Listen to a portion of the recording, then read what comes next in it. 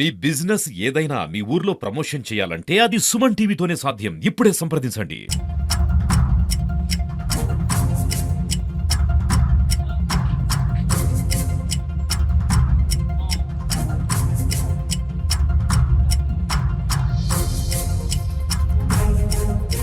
KP centre open చేయడం జరిగింది. దీనికి విచ్చేసినటువంటి ఎంఆర్ఓ గారు మరియు మండల్ ప్రెసిడెంట్ గారు, ఇక్కడికి విచ్చేసిన కాంగ్రెస్ నాయకులు, సీనియర్ జూనియర్ మరియు కార్యకర్తలు, మహిళలు, రైతులు, పత్రికా మిత్రులు అందరికీ నమస్కారాలు తెలుపుకుంటూ మన 23 సెంటర్లకు సంబంధించిన పరికరాలు పంపిణీ చేయడం జరిగింది.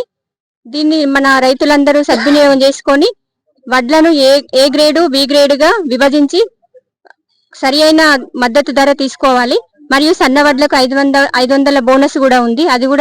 అది కూడా సద్వినియోగం చేసుకోవాలని రైతులను విజ్ఞప్తి చేసుకుంటూ ఇక్కడికి విచ్చేసినటువంటి ప్రతి ఒక్కరికి పేరు పేరున ధన్యవాదాలు తెలుపుకుంటూ ఇక నాకు ఈ అవకాశం ఇచ్చిన వారందరికీ ధన్యవాదాలు తెలుపుకుంటూ వచ్చేసినటువంటి మన Gambhiraopet agriculture market committee chairperson గారికి మరియు వైస్ చైర్మన్ గారికి మరియు వారి అగ్రికల్చర్ మార్కెట్ కమిటీ ఇతర డైరెక్టర్లకు మరియు కొత్తపల్లి గ్రామ ప్రజాప్రతినిధులకు మరియు మండల ప్రజాప్రతినిధులకు మరియు కొత్తపల్లి గ్రామ రైతులకు, ప్రజలకు మరియు ఇక్కడికి వచ్చేసినటువంటి పత్రికా మిత్రులకు నా యొక్క నమస్కారాలు తెలుపుకుంటూ, రైతులందరూ కూడా దళారులను నమ్మి మోసపోవద్దనే ఉద్దేశంతో ప్రభుత్వం మనకు మహిళల ఆధ్వర్యంలో ఈ ఐకేపీ సెంటర్లను ప్రారంభించడం జరిగింది.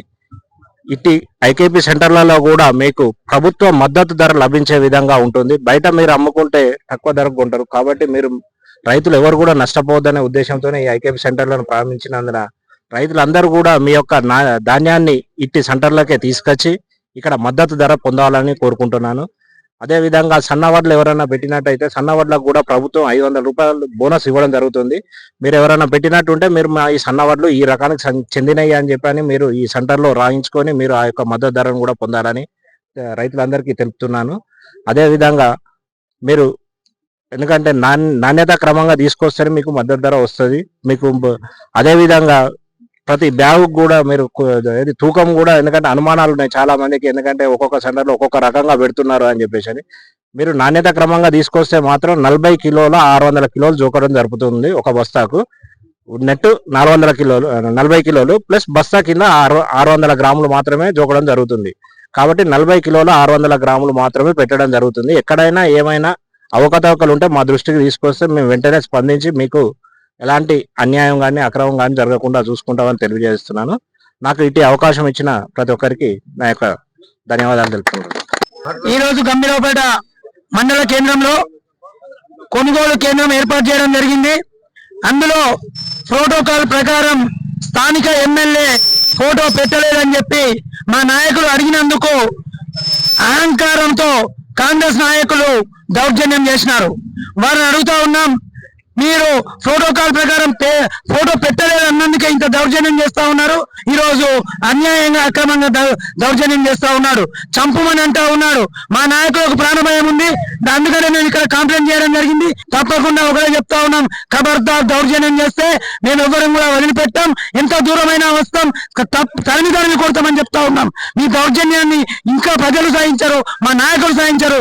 మరొకసారి ఇలాంటి ప్రోటోకాల్ విషయంలో తేడాలు వస్తే మాత్రం ఖచ్చితంగా తరిమి కొట్టక తప్పదని చెప్పి హెచ్చరిస్తా ఉన్నాం కాంగ్రెస్ నాయకులను.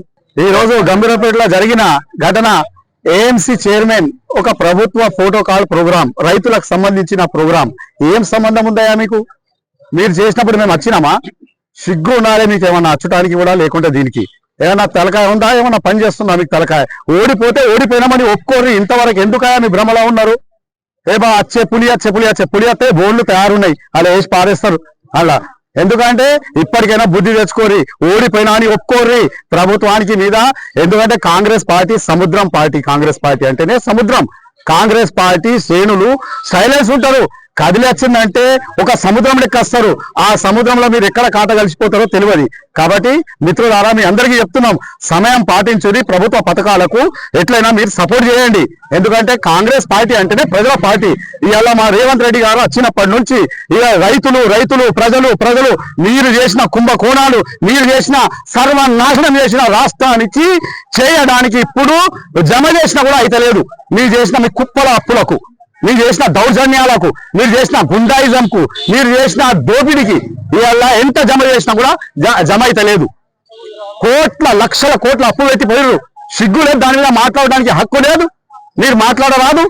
మీరు ఎక్కడ ప్రోగ్రాంలు జరుగుతుంటే ఆడ పోయి భంగం కలిగిస్తారు. ఒక మహిళ అక్కడ చూడకుండా కూడా అక్కడికి పోయి అడరాని మాటలు మాట్లాడతారు. ఏడున్నా మీ ఫోటోకాలు ఎప్పుడైనా మీరు పాటించినా? 10 సంవత్సరాల్లో ఎప్పుడైనా వచ్చినా మా కాంగ్రెస్ వాళ్ళం? ఎక్కడికి వచ్చినామా? మేము కనిపించినామా మీకు ఎక్కడన్నా? అపోజిషన్ ఉంటే అపోజిషన్ లెక్క పాత్ర వహించండి. ఇది కాదు, ఇది ప్రజాస్వామ్యం కాదు, ఇది గుండాయిజం అంటారు, ఇది అహంకారం అంటారు. మీ కేటీఆర్ కు అహంకారం ఎంత ఉందో మీ ప్రజలకు కూడా అంతే అహంకారం ఉన్నది. కాంగ్రెస్ మీ టీఆర్ఎస్ నాయకులకు కూడా అంతే అహంకారం ఉన్నది. అది ఎప్పుడో తొలగిపోయింది. కీటం తీసి కింద పెట్టారు. ఇప్పుడు ఒప్పుకొని ఓడిపోయినామని. కాబట్టి దీన్ని తగ్గించుకుంటేనే కరెక్ట్ ఉంటది. లేకుంటే ఈ గొడవలలో వచ్చేది ఏముండదు. ప్రజల గురించి పనిచేయది, ప్రజల పార్టీ గురించి పనిచేయది, ప్రజల గురించి పనిచేయది. మాకంటే మెరుగైన పని చేసి అది శభాష్ అనిపించుకోరి.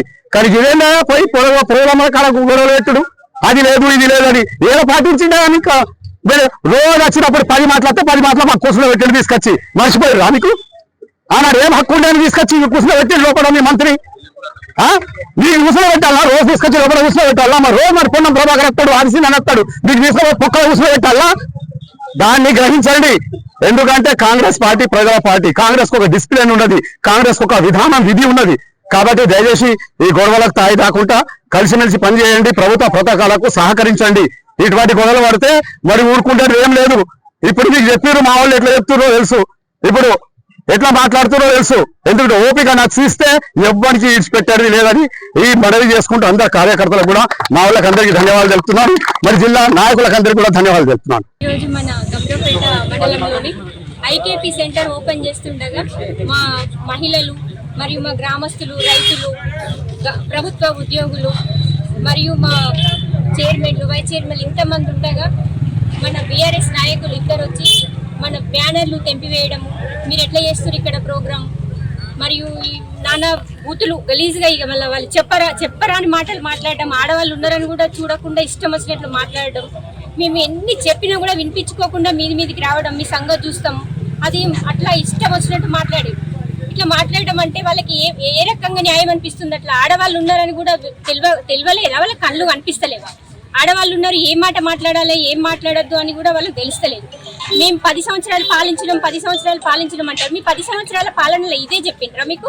మీరు ఇదే నేర్చుకున్నారా? మీరు కూడా ఒక తల్లికి పుట్టిన బిడ్డలే కదా.